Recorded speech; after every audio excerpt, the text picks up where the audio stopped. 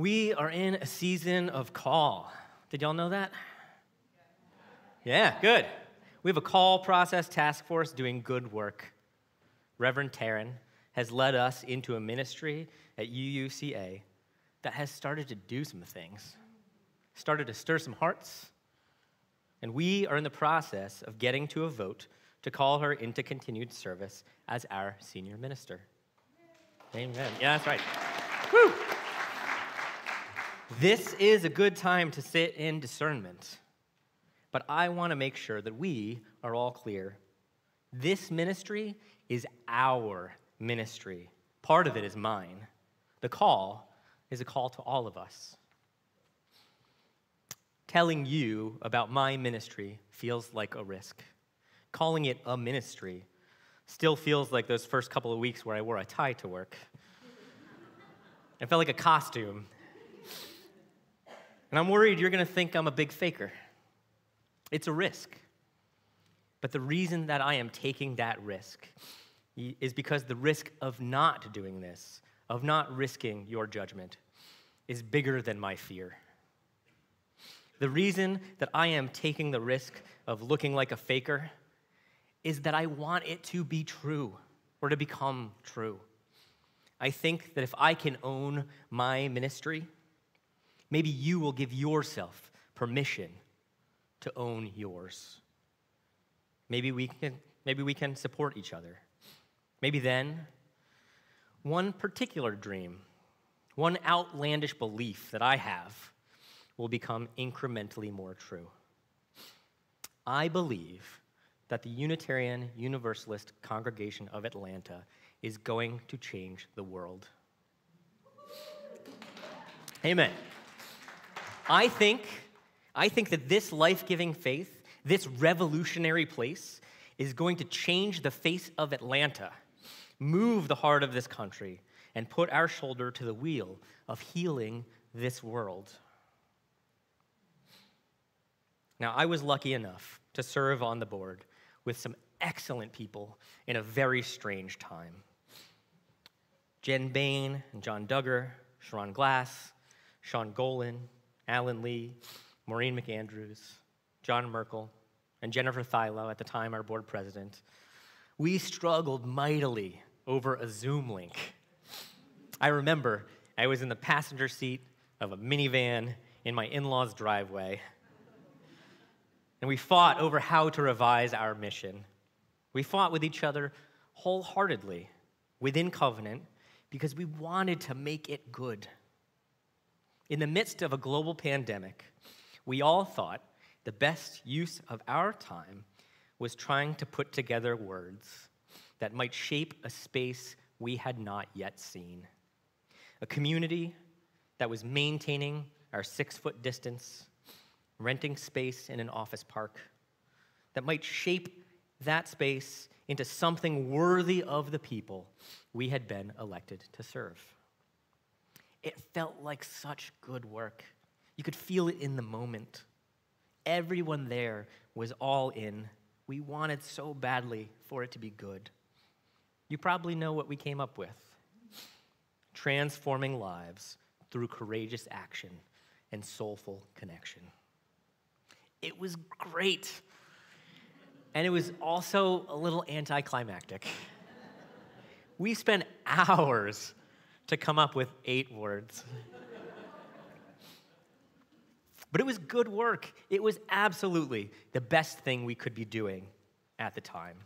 The world was in rough shape, and we'd been entrusted with building a path to the new world, where we would be together again in a new space. We had faith that if we laid the groundwork well, that when we came together, we could make it good. And look at this place. Look at what we have done.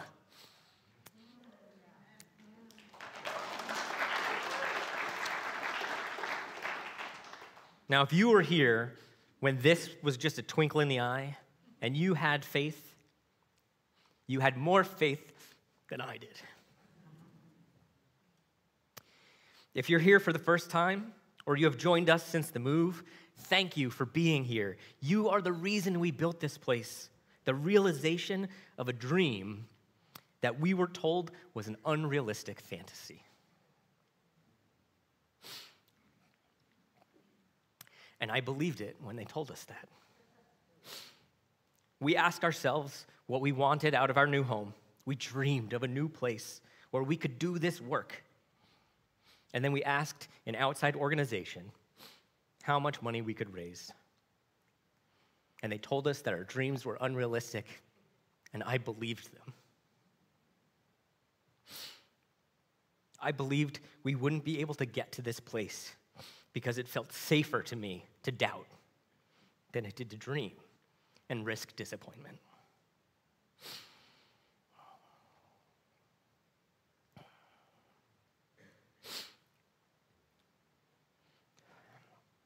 A handful of people in my life have asked me if I have ever considered seminary. A few have told me outright that I should go. And when people say that to me, I can feel myself twinge a little bit or recoil. Now, I understand the intent. It's a compliment. It's meant to be a compliment. But for me to go to seminary would be to abandon my ministry. Now, it would sound silly to a lot of people. Me, a weird Taoist, Christian, agnostic, atheist economics professor.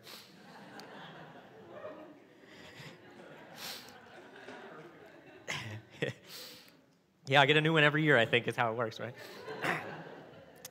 Feeling compelled, called by a ministry that I enter into faithfully every day that I can. But that's what I do. That's what this is. It's something that I now recognize as a call. In my case, to serve others, to care for others, out there in the wider world. It didn't always feel that way. I resisted. I still resist the call. But here's the thing. Each of us has a ministry. The world is suffering, and we each have something to offer. I totally get the desire to go to seminary. If you love this faith, if it has changed you, as it has changed me, or if you want it to change you, as I do, why not dive in, swim around in it? If you pull it off, you get enmeshed in the UU world.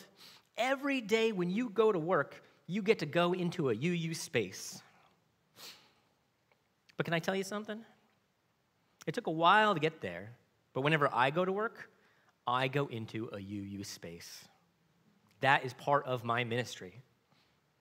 Where I work, we all respect the inherent worth and dignity of every person, or we are going to have a problem.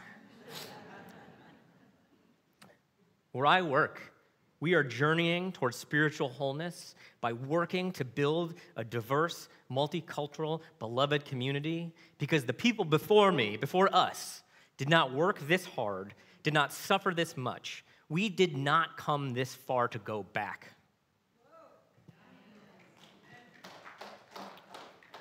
Where I work, we all engage in a free and responsible search for truth and meaning, and we uphold the right of conscience and the democratic process because I need my people to be free and responsible and conscientious and democratic. Amen. Now, I don't talk about it like this with them. I'm not there yet. But we have built it, and it is a great place to be. You can feel it when you're there. I also get the desire to think, man, what a bunch of UU nerds who just get so deep into it, they can't just let it be a thing that we do on Sundays. That is literally where I started. I didn't even want to come here. You know what I know? What I know now? That is the same voice that spoke in me when it said we weren't going to make it to this place. If you think that, why can't we just do it on Sundays? You know it's wrong. You also really, really hope that it's wrong. Just doing this on Sundays is playing small ball when the world needs us to be swinging for the fences. If you're like me, you look around outside of this place, your jaw drops. Now, I'm not saying life isn't sometimes hard for us in here. The slings and arrows of outrageous fortune are fickle and agnostic. But if you looked out there, it is bad, people. Let me give you some statistics. 1 in 3 American adults say they feel lonely once a week. and 1 in 10 say they feel lonely every day. In 2021, 1 in 6 men said they have no close friends.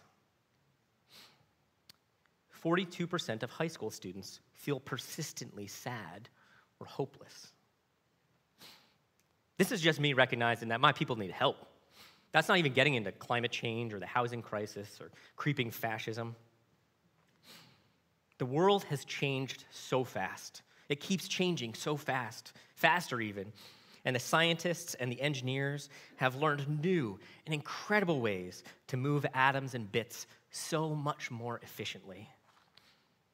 The poets and the prophets have just not been able to innovate nearly fast enough to keep up.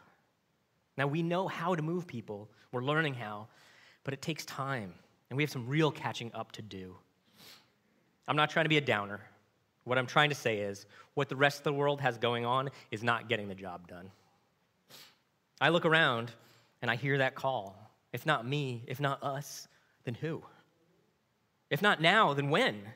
More has to change faster. My people, our people are suffering, and we have the tools in here to alleviate that suffering. The call has to be taken up willingly, but it is loud and clear. Get out there and demand that we save this world. Get out there and stand up for the right to savor this world. Get in the game. Listen for your call. Now, I believe you can live a good life without a call. I'm not trying to say it's necessary. But the shift in the quality of experience from resisting the call to embracing the call, it's hard to describe, and I want you to understand. I want you to picture all of the events in your life as a bunch of paper clips scattered across half a table, thousands of them. There are a couple dozen critical experiences that you recognize as defining, aesthetically, thematically aligned in some way. Life tosses and turns. It's like a window opens and a powerful gust of wind blows into that room, strong enough to shove those paper clips around. But some of them, they're not budging. It's like they're glued down, and they're all pointing in the same direction. Some you didn't even recognize as aligned, but they stand out as the shuffle clears out space. And the process of discernment, the compelling call, it's like you peek under that table and you find an incredibly strong magnet stretching, previously invisible, from one end of the table to the other, drawing those events together. Once you know it's there, the rest of the events in your life, they don't have to be so full of random noise, chaos. You can see how to build the chain, one paperclip at a time, going forward, where your efforts can push toward the crafting of a life devoted to making a new way, manifesting what you have discovered. It's like maybe you used to feel torn, pulled in different directions. When you tried something, maybe it felt half-hearted. You learned something, you did something, and then it petered out. You moved on to the next thing. And you accumulate this over time. There's no knowing when the call will happen. It's never too early. It's never too late. And then one day, you're walking across a parking lot, you're tying your shoes, maybe you're washing the dishes, your hands elbow deep in soap suds. And you realize you were never pulled in different directions. You realize what you're about. You have access to clarity. And though you might struggle to articulate it, you feel certain that you know what you're for, what your whole deal is. And it goes away. But there's a pathway there. And so you start making sure you wash the dishes that same way, that same time. Maybe it was a trick of the sunset light coming through the kitchen window, but you need to spend another minute in that space. And when you catch it again, by surprise, but this time on purpose, it lasts longer. It has more meat on the bone. And if you keep hearing and heeding the call, the way you move through the world changes. The way you stand up for yourself and for others. The way you pick your battles and ignore nonsense that is of no consequence. The way what is important stands out. All this starts to be something that you get access to. Eventually, it turns into a sneaking suspicion that maybe you might be able to do a thing. I don't know what that is for each of you, but I have seen it in a lot of you. I was lucky enough to spend the last couple days at our UUCA retreat. Thank you to John Reese, Letta Wu, Sarah Dawn Peck, Kay Johnson, Dot Matthews for making it happen, and to Shay and LB and Dawn for your presence.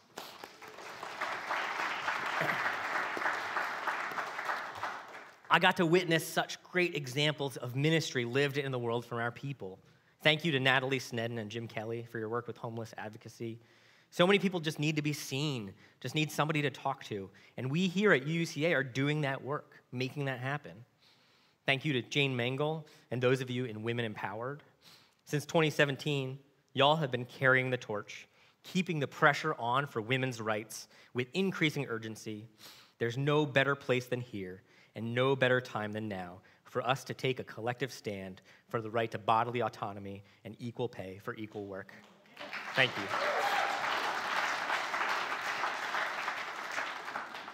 Thank you to Nicole Haynes and all of you on the climate action team. There is only one Earth. You have begun to beautify our space and make it sustainable, and your relentless commitment to save and savor this world is such an inspiration. Hey, we can keep clapping. That's absolutely. Thank you, Marianne Horn, for sharing the work of transforming incarceration here at UCA, and to Dot Matthews on the immigration action team. UCA is not a place where we can fail to bother to love, or we can let those who suffer remain outside our field of vision.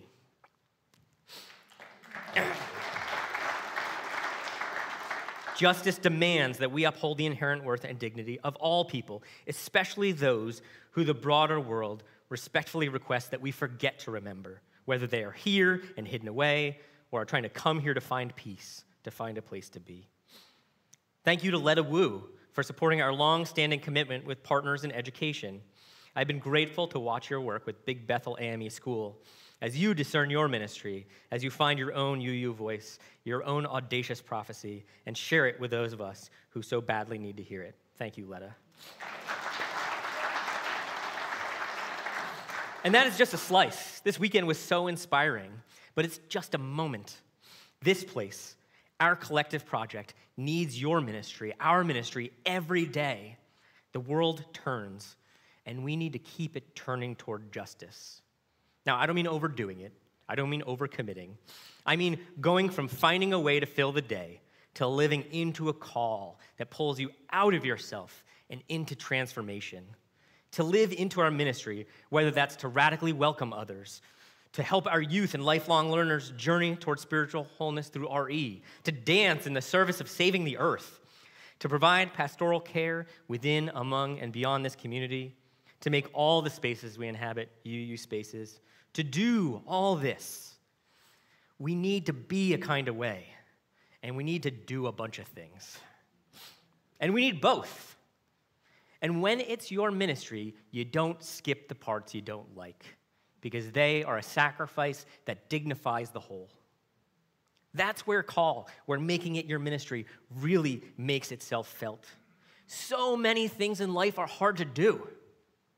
But when it is in service to your ministry and you don't know how to do it, the call demands that you become the sort of person who figures it out, who learns what needs to be learned, or enlists the help of others. Awkwardness and pride be damned, because the thing that you are in service of, the thing that I am in service of, it is bigger than me.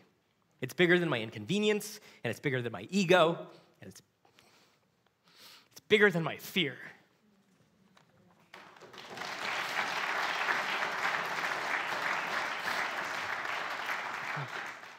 The real risk then, when you're called, is not failure. Fear of failure is such a source of comfort for me. What if I fail? Well, if I fail, I get to stay where I am, the way that I am. And I know how to do that. I can feel the excuses line up in my head every time I take the risk of failing. All the reasons people still have to love me anyway. why I shouldn't get kicked out of the village just because I made a mistake or didn't have time or wasn't good enough. What really wakes me up at night, what makes me feel like I'm going to puke, what cuts to my core is the idea that I might succeed, that we might succeed. If we pull this off, we will become something new. If the work becomes big, I'm afraid that I will feel small. As we have succeeded already, I am worried that we will give in to the pressure that society already always places on us. Now, the resistance I feel when we push for change, it's just inertia. It's not a divine will. It's not some natural order asserting itself. It's just things wanting to be the way they already are. It's fear and hesitation standing in the way of love. The world does not want this to be a place of mutually supportive, authentically loving, wholehearted, caring, multicultural, beloved community. The world wants this to be a place that is anxious about scarcity. When I hear the call, it doesn't say, maybe there isn't enough. The world does not want there to be any places where everyone is welcome. There are people who want this to be a place where we comment on each other's appearances, make each other feel self-conscious, where we put ego first and justify our behavior instead of practicing humility in an effort to return to covenant. The world wants it that way because some of our nation's leaders think that they have never made a mistake, would never need forgiveness, and they are shamed by those of us who can admit that we have work to do. They want us to pretend that all behavior is self-justifying, no matter who it hurts. When I hear the call, it doesn't say the people you hurt don't matter. The world wants this to be a place where we tell ourselves and each other that our vote doesn't count, that our efforts don't matter, that since we have not already achieved beloved community, there's no point in trying. When I hear the call, it does not say why try. Now that's the real risk, The real risk, the big lie, is believing that we're small. What's that Margaret Mead quote? Never underestimate the power of a small group of committed people to change the world. In fact, it's the only thing that ever has. We are UUs. The center of our religion is the way we are in the world. Every single one of us has our eye on the ball. We have hundreds, thousands of people with a proactive, conscientious, shared vision for how to be in the world. I want us to claim that as our ministry. Each of us on our own journey, but all of us collectively finding a way to be together, setting an example, and building a new way. The work we do here on Sunday within this place, this is not our ministry. This is just where we practice. This is where we fail and grow and risk so we can take this show on the road. What I want to demand of us, what I am asking each of you is, can you be UU tomorrow? Can you carve your workplace into a Unitarian, Universalist place to be? Can you break and repair covenant, not just in these relationships, but in all your relationships, so that other people can discover the life-giving hope that comes with knowing that repair is possible? Can you commit to an openness to growth and change in your own life that can stand as a beacon for others? Can you heed the call of your own ministry? Can you carry that forward and teach me how you carve the world into your own likeness? Share that experience so that this community can be strengthened by your example. Can you enlist help from this community when you know you need it to move the world the way that it needs, the way it cries out to be moved? And the biggest thing of all, can you be courageous enough to let yourself imagine that this era at UUCA is when history is being written? Can you be courageous enough to let yourself imagine that maybe what is happening here is real? That the change that we will wreak upon the world will change us.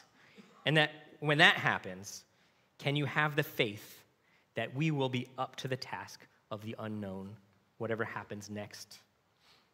Can you promise that if you falter, you will come back to this place for renewal and trust that you will find what you need?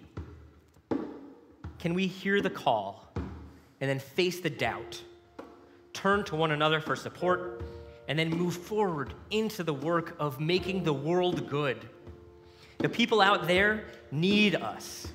There's a lot of sadness and sorrow, and we owe it to them to show them the path that love blazes for us.